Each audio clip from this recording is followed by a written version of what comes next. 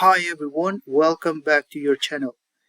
I'm here with another tutorial and that is about monitoring of the humidity and temperature.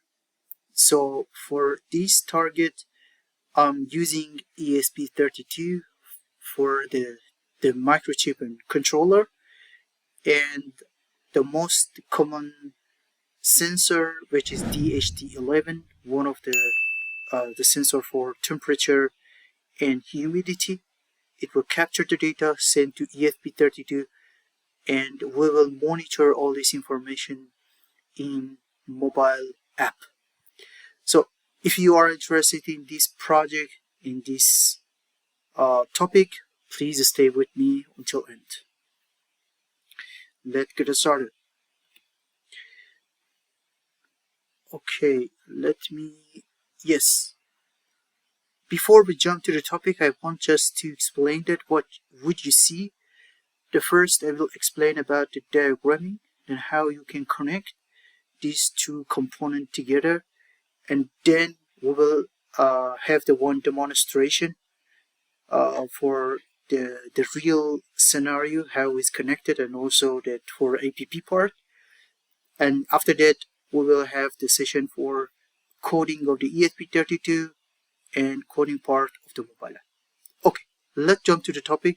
As you observe in this slide, I prepared the connection or diagram of the two components. Then the left side you will see ESP32 and the right side DHT11, which is one of the sensor for capturing the temperature and humidity.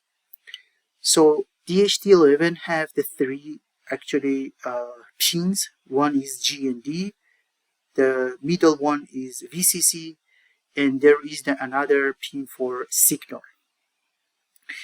So I connected this 3.3 to VCC, as you observe, as a red line, and the green line is a GND, is connected to GND, and I selected one of the pin, which T4, to connect to the signal pin of the DHT11. So this is the diagram, the whole diagram which you need and connect. So you also need to feed in the ESP32, either connected with the we can say that USB, which is here, or there is the pin for the VA in. You can see here. You can also connect with the external power to ESP32. For my case, I connected to my laptop. Also, you can use it power bank to connect to the ESP32, or maybe you have the battery which you will connect to V in as an input voltage, and also G and D, which is here, and it's for feeding part.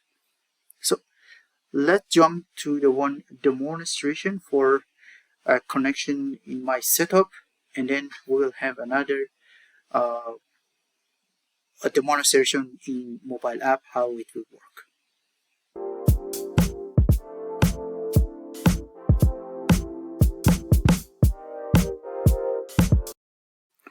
As you can see, this is my setup, which is connected to USB, and there is the connection between the ESP32 and DHT11, which is the sensor for temperature.